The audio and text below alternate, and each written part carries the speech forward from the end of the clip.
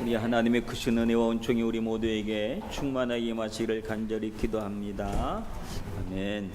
날씨가 매일 이렇게 더운데 여러분 건강 잃지 않도록 건강 관리 조심을 잘 해주시기를 바랍니다. 요즘 한국에서 영화가 하나 개봉이 됐다고 해요. 무슨 영화냐면 무명이라고 하는 영화입니다. 영화 제목이 무명인데 혹시 한국에 가실 분이나 또 가실 기회가 있으면 꼭 이 무명이라고 하는 영화를 일부러라도 가서 보시기를 바랍니다. 아마 시간이 좀 지나면 이 영화가 또 넷플릭스나 여러 가지 경로를 통해서 또 일본에 살고 있는 우리들도 볼 수 있는 그런 때가 분명히 오리라고 생각을 합니다만은 이 영화는 일제 강점기를 배경으로 하는 영화인데 일본인 선교사가 조선에 가서 사역을 한 그 이야기를 담은 영화입니다. 일제 강점기에 일본인이 조선에 가서 선교를 한 그런 이야기가 나와 있는데 그 이야기의 시대적 배경이 일제 시대이기 때문에 여러 가지 조선의 일제에 대한 감정이 안 좋은, 일본에 대한 감정이 안 좋은 그때 일본인으로 감정이 안 좋은 그들에게 가서 복음을 전하는 것은 굉장히 어렵고 힘든 일입니다만은 그 일을 감당해낸 두 분의 이야기가 나옵니다. 한 분은 노리마츠 마사야라고 하는 선교사님인데 이분은 조선의 국모인 명성황후가 일본인에 의해서 살해당했다고 하는 그 사실을 듣고 충격을 받고 사죄하는 마음, 그들을 상한 심령 속에 있는 그들을 어떻게 하면 우리가 위로할 수 있을까라고 하는 그런 마음의 동기로 조선으로 가서 어둠 속에 있는 그들에게 복음을 전했습니다. 처음에 굉장히 반대하고 받아들이지 않고 그런 부분들이 많았지만 결국은 그분이 조선인처럼 살면서 그러면서 수원의 최초의 교회인 수원 동신교회를 설립해서 그 교회는 지금도 예배를 드리고 있는 그런 오래된 교회가 있습니다. 이 노리마츠 선교사의 헌신적인 정신을 이어받는 또 한 사람이 나오는데 그분은 오다 나라지라고 하는 목사님입니다. 근데 이분은 원래 이 사무라이 출신이고 불교의 승려였고 그랬는데 이분이 회심을 해서 기독교인이 되고 난 다음에 조선으로 가서 선교를 하게 되는데 이분이 일본인이고 이때는 창씨개명을 하는 그런 때인데 오히려 거꾸로 이분이 자신의 이름 오다나라지라고 하는 자신의 이름을 전영복이라고 하는 조선 이름으로 개명을 해서 그래서 사역을 조선인 선교를 위해서 했었던 그런 분입니다. 그리고 이분이 선교를 마치고 일본으로 돌아와서도 우리 제일동포들을 위해서 사역을 하신 귀한 분입니다. 이분은 우리 제일대한기독교 우리 교단의 목사님이기도 하시고 그러는데 이분이 1966년도에 교토교에서 열렸던 우리 교단 22회 정기총회에서 우리 교단의 총회장으로까지 선임을 되신 그런 분입니다. 그러니까 굉장히 우리 교단에 있어서는 굉장히 훌륭한 분을 우리 교단의 목사님으로 또 우리 교단을 위해서 수고하고 헌신하시고 그리고 제일동포들의 복음화를 위해서 끝까지 수고하신 그런 분들입니다. 근데 좀 신기한 것은 그분이 총회장이 되실 때 총회의 표가 뭐였는가 하면 제일동포를 그리스도에게 라고 하는 표를 만들었을 때 일본인 목사님이 전영복이라고 하는 이름으로 총회장을 역임하셨다고 하는 건 굉장히 의미가 있는 그런 이야기지 않은가 싶습니다. 어쨌든 우리 교단 안에 이런 귀한 분이 있었다고 하는 것이 우리 교단의 자랑이기도 하고 하나님께서 특별히 주신 큰 은혜이기도 하고 그런 것 같습니다. 일제강점기라고 하는 한일 간의 갈등이 극에 달하는 그때에 일본인 선교사들이 복음을 들고 화해와 사랑, 평화를 실천하며 역사적인 상처를 치유하는 그런 과정의 모습을 보여주는데, 이 제목이 무명이라고 하는 것은 그분들이 세속적인 명예와 안정 이런 것 인정을 구하지 않고 오직 복음만 드러내길 원하고 예수 그리스도만 드러나길 원해서 자신의 이름은 드러내지 않냐고 그리스도만을 바라남기를 바랬던 그런 겸손과 헌신적인 태도, 그 태도로 무명이라고 하는 제목이 지어진 것 같습니다. 오늘 본문의 이야기는 우리가 그리스도인으로 산다는 것이 무엇인지를 말해주는 귀한 본문의 말씀입니다. 오늘 본문은 사도 바울이 갈라디아 교회 성도들에게 보내는 편지의 내용 중에 한 부분입니다. 그는 철저하게 그리스도인들은 믿음으로 말미암아 의롭게 된 사람이라고 하는 사실을 늘 강조해 왔습니다. 특별히 믿음으로 의롭게 된 이야기 중에 오늘 본문의 이야기는 굉장히 중요한 메시지를 담고 있는 내용입니다. 사도 바울은 첫 번째 이 본문에서 어떤 고백을 하고 있는가 하면 자기 자신은 그리스도와 함께 십자가에 못 박힌 존재다라고 하는 것을 고백을 합니다. 사도 바울의 이 고백은 놀라운 고백입니다. 예수님의 십자가의 의미를 분명하고 확실하게 설명을 해주고 있고, 그리고 그 십자가에 못 박혀야 될 존재는 사실은 예수님이 아니라 내 자신이다 라고 하는 신앙의 고백이 그 안에 담겨져 있는 겁니다. 그렇다면 사도 바울이 십자가에 못 박힐 만큼의 죄인이었는가 라고 하는 사실을 한번 생각해 보게 됩니다. 그는 사울이라고 하는 이름을 가지고 있었던 사람입니다. 그는 태어나면서부터 철저한 율법의 사람으로 살아왔습니다. 율법으로 무장된 환경에서 또 교육을 받으면서 살아왔습니다. 그는 정통 바리새인으로 철저하게 율법 중심의 삶을 살아왔습니다. 그렇기 때문에 그는 율법 중심의 삶을 살고 있었기 때문에 어떤 세속적인 죄악이나 이런 것들을 범하고 그랬을 리가 만무합니다. 철저하게 그는 자기 의로 또 자기 삶에 대한 자부심을 가지고 살아왔던 사람이었는데, 근데 예수 그리스도를 만나고 난 다음에 철저한 자기 자부심으로 살아왔던, 의로움으로 살아왔던 그 모든 자기 의와 자부심이 예수님을 만나고 난 다음에 무참하게 무너져버리고 맙니다.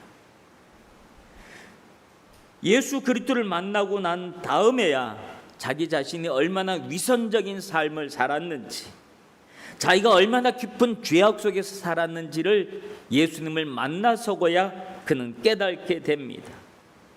그는 철저하게 믿고 지켜왔던 율법이 결국은 자기를 온전히 만들 줄 알았지만, 온전하고 완전하게 만들 줄 알았지만 세상에 그것처럼 어리석은 일이 없었던 사실을 예수님을 만나고 난 다음에 알았습니다. 왜냐하면 율법적인 삶을 살았지만 그 마음속에서 일어나는 수많은 죄악의 문제는 해결하지 못하고 살았던 그의 모습이기 때문에 그렇습니다. 그런 자신의 모습을 발견하고 난 다음에 그는 깨달기를, 저 십자가에 못 박혀야 될 사람은 예수님이 아니라 바로 나였구나 라고 하는 사실을 예수님을 만나고 난 다음에 그는 깨닫게 되었다라고 하는 사실입니다. 그랬는데 예수님이 나를 대신해서 죽었다라고 하는 신앙의 고백이 여기서 나온 것입니다. 예수 그리스도의 못 박힘은 바로 그 못 박힘 속에 자기 자신도 못 박혀야 될 존재, 아니 내가 저기 못 박혔다라고 하는 그런 신앙의 고백을 하는 겁니다. 이 말은 그가 그리스도가 아니었다면 그는 자신 마음속에 일어나는 수많은 죄악의 모습은 영원히 감추어진 죄악의 모습이 되어지고, 죄악이 감춰졌고 드러나지 않았기 때문에 그는 여전히 사람들 앞에 의로운 존재로 의롭다고 하는 그런 자기 자부심으로 가득한 삶을 살았어야 될 것인데, 근데 예수 그리스도로 말미암아 자기 자신의 죄악이 철저하게 드러나서 내가 얼마나 깊은 죄악인지를, 그는 죄인인지를 스스로 깨닫기 시작합니다. 그래서 그는 스스로 고백하기를 나는 죄인 중에 괴수다, 나쁜 놈 중에 제일 나쁜 놈이 나다 라고 하는 그런 깊은 고백을 하게 되는 그런 모습을 봅니다. 여러분, 그렇습니다. 누구든지 그리스도를 만나기 이전에는 내가 왜 죄인이야, 사람들이 자꾸 나를 죄인 그랬는데 그 말이 기분 나빠 죽겠어, 교회만 가면 나를 죄인이라 그러는데 얼마나 자존심 상하는지 몰라, 사람들은 그렇게 이야기를 합니다. 그런데 그리스도를 만나고 나면 자기 자신이 얼마나 부끄러운 죄인이라는 사실을 깨닫기 시작한다라고 하는 사실입니다. 내가 여전히 이 땅에 살아가면서 내가 목에 힘주고 자존심을 가지고 그렇게 살아가고 있다고 한다면 우리 자신의 모습을 그리스도 안에서 다시 비춰봐야 할 것입니다. 예수 안에 우리의 삶의 모습을, 내 영혼의 모습을 비춰보면 우리의 죄악의 모습이 얼마나 적나라하게 드러나는지, 그 적나라하게 드러난 죄인 앞에서 우리가 과연 의롭다고 폼잡을 수 있는지, 나는 아무런 잘못이 없습니다, 나는 죄가 없습니다라고 말할 수 있는지, 오늘 우리가 예수 그리스도 앞에서 사도 바울이 저 십자가에 내가 못 박혔습니다 라고 하는 신앙의 고백처럼 우리도 그러한 신앙의 고백이 있는 성도들이 되시기를 간절히 바랍니다. 바울은 그 십자가에서 자신이 달려야 하는데 그리스도께서 대신 자신의 죄악을 담당해 주셨다고 하는 그 고백 속에 자기 자신을 집어넣었습니다. 그래서 그는 내가 십자가에서 내가 죽었다라고 고백을 한 겁니다. 여러분, 예수 그리스도의 십자가를 바라보면서 여러분에게도 이런 고백기를 바랍니다. 그 십자가 앞에 여러분 자신을 집어넣으시길 바랍니다. 저 십자가는 내가 죽어야 될 십자가, 내가 죽었던 십자가라고 하는 그런 고백이 있기를 바랍니다. 우리가 예수 그리스도의 십자가를 바라볼 때마다 나는 저 십자가에서 나는 죽었다, 나는 죽었다, 이런 고백이 있어야 합니다. 그 고백이 있는 사람에게는 어떤 일이 있는가 하면 십자가에서 죽음과 더불어서 3일 만에 부활하는, 부활에도 함께 동참하게 되는 줄로 믿습니다. 거기서 죽었기 때문에 우리는 거기서 다시 사는 것인 줄로 믿습니다. 거기서 죽지 않으면 내가 거기서 다시 살아날 수가 없습니다. 여러분, 우리가 그리스도의 십자가 앞에서 다 우리는 나는 죽었다, 나는 죽었다, 나는 죽은 존재다, 그런 고백이 있길 바랍니다. 그러면 우리는 주님의 부활과 함께 거기서 다시 산 그리스도인들이 되어지는 줄로 믿습니다. 사도 바울은 그래서 그 다음 구절에 이렇게 얘기합니다. 그런즉 이제는 내가 사는 것이 아니요 오직 내 안에 그리스도께서 사는 것이라 라고 하는 놀라운 고백을 합니다. 사도 바울은 평생을 이 고백으로 살아갔습니다. 이제는 내가 사는 것이 아니라 오직 내 안에 그리스도께서 사는 것이다 라고 하는 삶의 철학을 가지고 어떤 일이 있든지 간에 그는 그리스도께 물으면서 살아갔습니다. 주님이 무엇을 원하는지, 주님이 무엇을 기뻐하시는지, 주님의 마음이 어디 있는지, 주님 나 이거 해도 될까요? 주님 내가 이거 해도 주님 기뻐하시겠습니까? 주님 나 요거 하고 싶은데 주님의 마음이 어떻습니까? 주님 내가 저희 가서 그리스도의 복음을 전하고 싶은데 하나님 나에게 힘을 주세요. 그것도 주님의 뜻이지요. 그는 평생 그렇게 물으면서 살아갔다는 거예요. 수많은 자기 안에서 고민과 갈등이 있어도 최후의 결론은 언제나 주님께 있다고 봐요. 여러분, 우리도 그리스도인으로 살아가면서 우리 안에 수많은 고민과 갈등이 있잖아요. 해야 될지 말아야 될지, 먹어야 될지 말아야 될지, 가야 될지 말아야 될지. 오늘 수많은 고민과 갈등이 있다 할지라도 마지막 결정은 주님께 순종하는 결정을 하시길 바랍니다. 주님이 기뻐하시는 일을 해야지, 주님이 원하시는 일을 해야지. 그래도 내가 그리스도인인데, 그래도 내가 집사인데, 그래도 내가 권사인데, 그래도 내가 장로인데 내가 이걸 해야지 라고 하는 결정을 할 수 있기를 바랍니다. 때로는 그 결정이요, 내 삶의 억울한 결정일 수도 있습니다. 때로는 그 결정이 사람들에게 책망과 욕을 막는 그런 결정일 수도 있고, 오해를 받을 수도 있고, 손해를 보는 것을 결정할 때도 있겠지만, 그럼에도 불구하고 그 선택을 할 때 이거 분명히 내가 손해보는 결정인데, 근데도 내 마음속에 자꾸 그 결정을 하고 싶고, 그 선택을 하고 싶고, 그 길을 가고 싶고, 그런 마음이 든다고 한다면 주님께서 여러분에게 주시는 마음입니다. 손해보는 게 분명하지만, 눈에 보이지만, 그럼에도 불구하고 내가 자꾸 그 일을 하고 싶을 때는 주님이 그리스도께서 여러분에게 주시는 마음입니다. 그러므로 그런 결정을 하고 난 다음에는 손해본 것 같지만 왠지 손해본 것 같지 않아요. 욕을 먹은 것 같지만 왠지 기분이 나쁘질 않아요. 왠지 내가 엄청나게 땀을 흘리고 억울한 것 같지만 마음속에 왠지 억울하지 않고 마음도 편하고 그렇습니다. 왜? 그리스도께서 여러분 안에 계셔서 여러분에게 그리스도께서 하신 말씀, 주신 감동, 거기에 내가 순종했기 때문에 그렇습니다. 그러고 난 다음에는 왠지 하나님 앞에 와서 찬송할 때, 예배를 때 왠지 모르는 기쁨이 있고, 마음에 가벼움이 있고, 마음이 기쁘고 평강이 있고, 또 주님의 얼굴을 이렇게 조금 제대로 볼 수 있을 것 같은 그런 느낌이 들고 하는 것은 내가 내 안에, 여러분 안에 그리스도께서 사셨기 때문에 일어나는 일인 줄로 믿습니다. 그리스도께서 내 안에 계시지 않으면 억울한 일은 억울한 겁니다. 화나는 일은 화가 나는 일입니다. 또 기분대로 하고 싶은 일은 또 그런 거예요.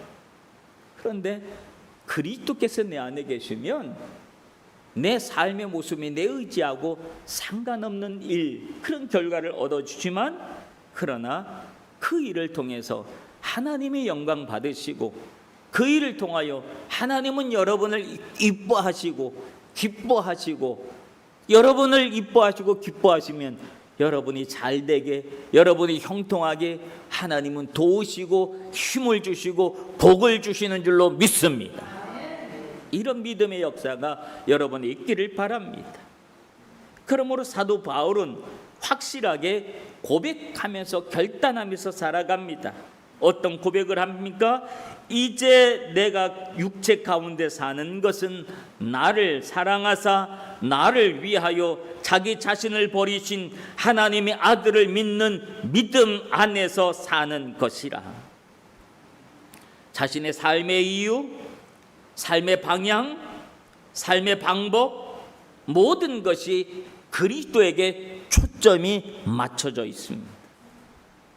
그리고 자신의 온 삶을 그리스도를 위하여 살아가기로 헌신하고 결단한 겁니다.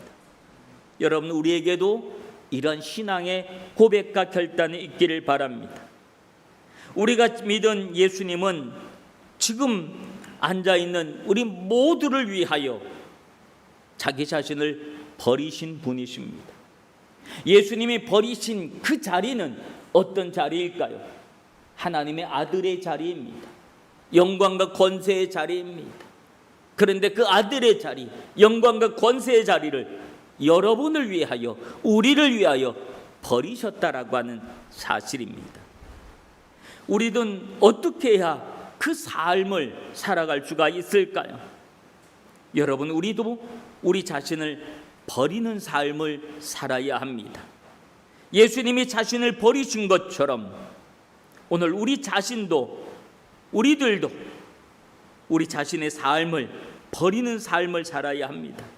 나의 자존심을 버리고 나의 자랑도 버리고 나의 잘남도 버리고 내가 누리고 싶은 것도 버리고 사는 것이 그리스도인의 삶인 줄로 믿습니다. 그러기 위해서 우리는 겸손해야 합니다. 낮은 자리에서 모든 사람을 포용해야 합니다.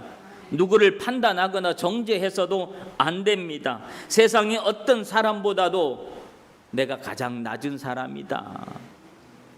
나보다 못한 사람은 아무도 없어. 누구를 봐도 나보다 더 나아. 뭐라고 해도 내가 보기에는 나보다 더 훌륭해. 이런 마음을 갖는 것이 포용하고 그를 높이고 낮아지는 마음의 자세인 겁니다. 나보다 낫다, 훌륭해, 얼마나 멋져. 여러분, 우리가 그런 마음을 가져야 우리가 그리스도인으로 사는 삶의 모습인 줄로 믿습니다. 또한 요한복음 1장 4절에 보면 예수님은 빛과 생명으로 오셨다고 했습니다. 이 말은 세상의 희망과 소망을 주러 오셨다고 하는 것이죠. 예수님의 삶은 세상의 희망과 소망을 주는 삶이었습니다. 배고픈 사람을 먹이시고 아픈 사람을 고쳐내시고 그러면서 그들에게 희망과 소망, 살아갈 용기를 주신 분이 우리 예수님의 삶의 모습입니다. 우리 그리스도인들은 희망을 말할 수 있어야 합니다. 어떤 절망 가운데 있다 할지라도 그 깊고 깊은 절망 가운데서도 생명과 빛을 말할 수 있어야 합니다. 하나님이 도우신다고 말하고 하나님이 힘을 주신다고 말하고 하나님이 축복해 주실 거라 말하고 하나님이 당신을 그 자리에서 구원해 내실 거라고 말할 수 있어야 합니다. 그리고 무엇보다도 예수님은 사람의 아들로 이 땅에 오셨다고 합니다.